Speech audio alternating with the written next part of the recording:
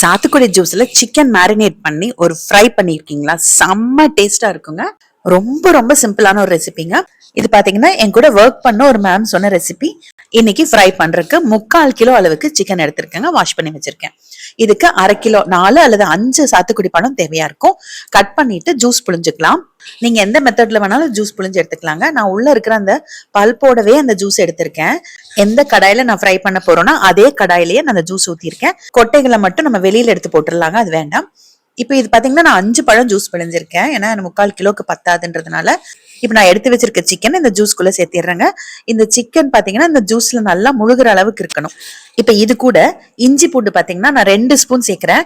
உங்ககிட்ட இஞ்சி பூண்டு பேஸ்ட் இல்லைன்னா 10 பல் பூண்டு, ஒரு 2 துண்டு இஞ்சி மிக்சியில அரைச்சு சேர்த்திக்கோங்க. கூட மஞ்சத்தூள், 1 ஸ்பூன் நிறைச்சு மிளகாய்த்தூள், 1/2 ஸ்பூன் மிளகுத்தூள், காரம் உங்களுக்கு அதிகமா வேணும்னா இன்னொரு 1/2 ஸ்பூன் மிளகாய் தூள் சேர்த்திக்கோங்க. 1/2 ஸ்பூன் கொத்தமல்லி தூள், 1 ஸ்பூன் கறி மசாலா தூள் இல்லைன்னா சிக்கன் மசாலா தூள் சேர்த்துக்கலாம். 1 ஸ்பூன் அளவுக்கு கல்லுப்பு. இவ்வளவுதாங்க நமக்கு வேணுங்கிற இன்கிரீடியன்ஸே. எல்லாம் சேர்த்துட்டு நல்லா கலந்து விட்டுக்கலாம். இந்த ஜூஸ் இந்த சிக்கன் முழுகிற அளவுக்கு இருக்கணும். நல்லா இந்த மசாலால இந்த ஜூஸ் சிக்கன் எல்லாம் கலந்து வர மாதிரி நல்லா கலந்து விட்டுட்டு மூடி வச்சு ஒரு 1/2 மணி நேரம் ஊற வச்சுக்கணுங்க. நம்ம காலையிலேயே மீனுக்கு மசாலா தடவி வச்சுட்டு மத்தியானம் பொரிப்போம் பாருங்க, அது மாதிரி காலையிலேயே இதை கலந்து வச்சுட்டு மத்தியானமா நம்ம ஃப்ரை பண்ணிக்கலாங்க. மினிமம் 1/2 மணி நேரம் ஊறணும்.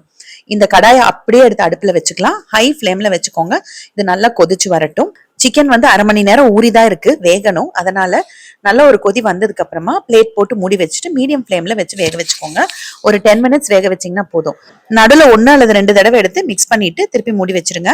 நான் இன்னைக்கு நான்ஸ்டிக் கடாய் எடுத்திருக்கேன். நீங்க இரும்பு கடாய் எடுத்துக்கோங்க, இல்ல அடி கனமான வானலி எதுவா இருந்தாலும் ஓகே. இப்ப நல்லா தண்ணி வத்திருச்சு. இந்த ஸ்டேஜ்ல பாத்தீங்கன்னா சிக்கன் வெந்திருக்கான்னு பாத்துக்கோங்க. கம்ப்ளீட்டா சிம் பண்ணிக்கோங்க. சிம் பண்ணிட்டு 2 ஸ்பூன் அளவுக்கு வெண்ணெய் சேர்க்கிறேன். உங்ககிட்ட வெண்ணெய் இல்லைன்னா 2 ஸ்பூன் நெய் கூட சேர்த்துக்கலாம். சிம்ல வச்சுட்டு அப்படியே பெரட்டி பெரட்டி விடணுங்க. அவ்வளவுதாங்க.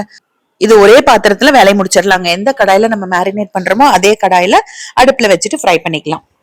சிம்ல வச்சுட்டு அப்பப்ப திருப்பி மட்டும் விடுங்க. ஏன்னா இந்த வெண்ணெயில அப்படியே இந்த சிக்கன் நல்லா ரோஸ்ட் ஆகணும். உங்களுக்கு எந்த அளவுக்கு ரோஸ்ட் ஆகணுமோ அந்த அளவுக்கு விட்டுக்கோங்க. ஒரு மீடியம் சைஸுக்கு நான் ஆஃப் பண்ணிக்கிறேன், ஏன்னா கொஞ்சம் ஜூசியா வேணும்ன்றதுனால. கொஞ்சம் கொத்தமல்லி தலையும் ஃப்ரெஷ் கருவேப்பிலையும் சேர்த்துட்டு மிக்ஸ் பண்ணிட்டு அடுப்பு ஆஃப் பண்ணிக்கோங்க. இது எப்படி இருக்குமோ அப்படின்லாம் யோசிக்காதீங்க. செம்ம டேஸ்டா இருக்குங்க. அந்த வெண்ணெய் ஃபிளேவர்ல அந்த சாத்துக்குடி ஜூஸோட ஃபிளேவரும் சேர்ந்து அவ்வளோ நல்லா இருக்கும். வெண்ணெய் இன்னும் கூட நீங்க 1 ஸ்பூன் சேர்த்துக்கலாம். 1/4 கிலோக்கு 1 ஸ்பூன் அளவு, 3/4 கிலோக்கு 3 ஸ்பூன் சேர்த்துலாம். நான் இன்னைக்கு 2 ஸ்பூன் தான் சேர்த்திருக்கேன். நல்லா ஜூசியான சிக்கன் ரெடி ஆயிருச்சு. ஒரு தடவை ட்ரை பண்ணிட்டு எப்படி இருக்குன்னு சாப்பிட்டு பார்த்துட்டு எனக்கு கமெண்ட்ல சொல்லுங்க.